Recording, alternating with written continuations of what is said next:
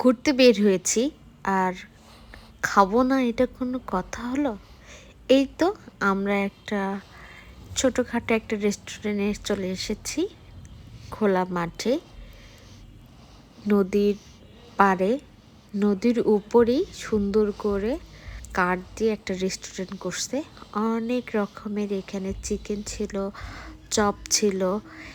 এই তো আমরা চপ, বেগুনি, আবার পেঁয়াজু, চিকেন, তারপর রসুন, এই রসুনটা খেয়েও অনেক মজার ছিল। তারপর মেয়েকে একটা চিকেন বল দিয়েছিলাম, সে তো যেখানে যাবে সেখানে চিকেন বল দেখলে তাকে খাইতেই হবে।